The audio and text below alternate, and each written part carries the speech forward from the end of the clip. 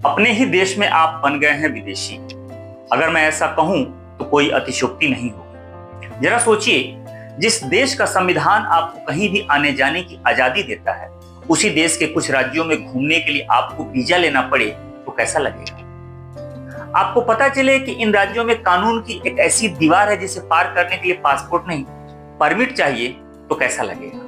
हैरानी तो होगी ना।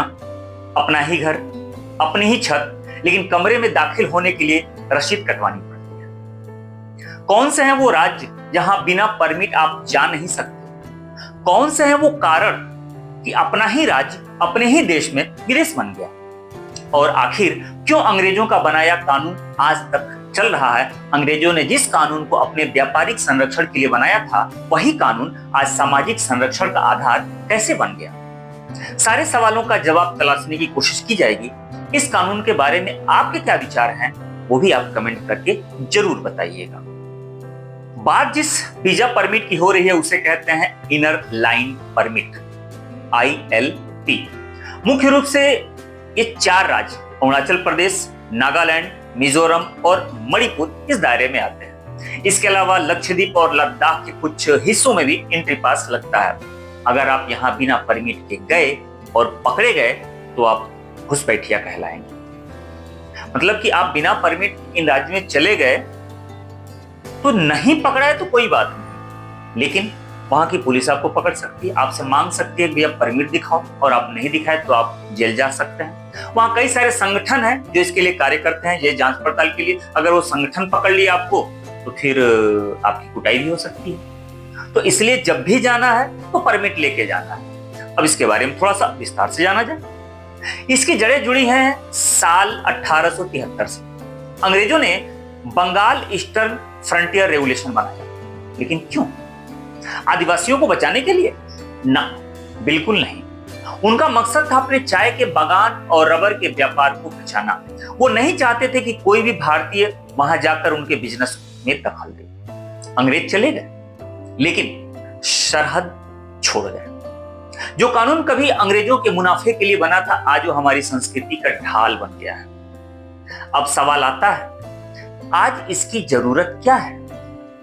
इसको समझने के लिए आपको 3 कारण जानने होंगे। इन राज्यों की सभ्यता और संस्कृति बिल्कुल अलग है। यहाँ की जनजातियों की भाषा, उनके रीति रिवाज बिल्कुल अलग है।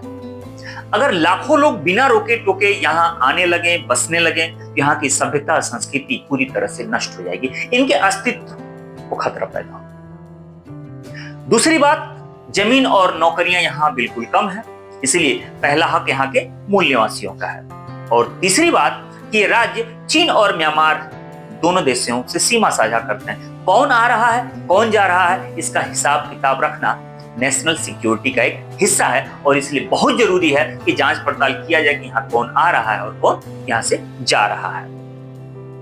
अब आता है सबसे बड़ा सवाल कि क्या यह आर्टिकल 19(1)D का उल्लंघन नहीं है, जो हमें पूरे भारत में कहीं भी घूमने फिरने आने जाने की आजादी देता है? कानूनी तौर पर देखें तो संविधान का आर्टिकल 19(1)D अगर हमें ये आजादी देता है, तो वहीं पर 19(5) सरकार को यह हक देता है कि वह अनुसूचित जनजातियों के हित की रक्षा के लिए आम जनता की आजादी पर उचित प्रतिबंध लगा सकता है। यानी जो यहाँ परमिट व्यवस्था लागू है और आपको आने जाने में अगर ये रोका जा रहा है, तो यह किसी कानून का उल्लंघन नहीं, बल्कि एक स्पेशल प्रोटेक्शन है।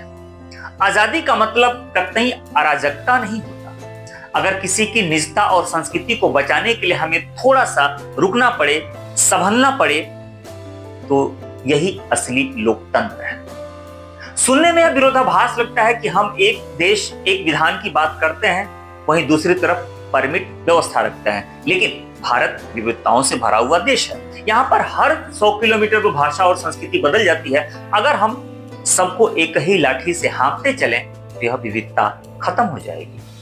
परमिट हमें अलग नहीं करता, बल्कि यह बताता है कि हम अपने देश के हर रंग को, चाहे वो कितना ही छोटा क्यों ना हो, उसे सम्मान करते हैं, उसे सहेजना हमें आता है। तो अगली बार आप जब भी तवांग जाइए, कोहिमा जाइए और जाने का प्लान बनाइए, तो परमिट को बोझ मत समझिए। यह उस सम्मान का हिस्सा है जो आप वहां की जमीन को देते हैं। ऑनलाइन जाइएगा, 50 या 100 रुपए की रसीद कटवाइएगा और बेहिचक अपनी मिट्टी को करीब से देखिएगा। आपको क्या लगता है, यह व्यवस्था यहीं खत्म हो जानी चाहिए या और मजबूती के साथ इसे लागू किया जाना चाहिए? कमेंट करके अपनी राय जरूर दीजिएगा कि ये जो परमिट सिस्टम है ये लागू रहे या खत्म है।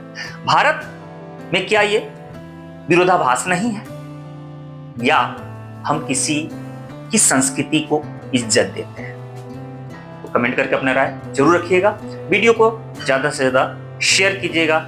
मिलते हैं ऐसे मजेदार टॉपिक के साथ, तब तक अपना ख्याल रखिए।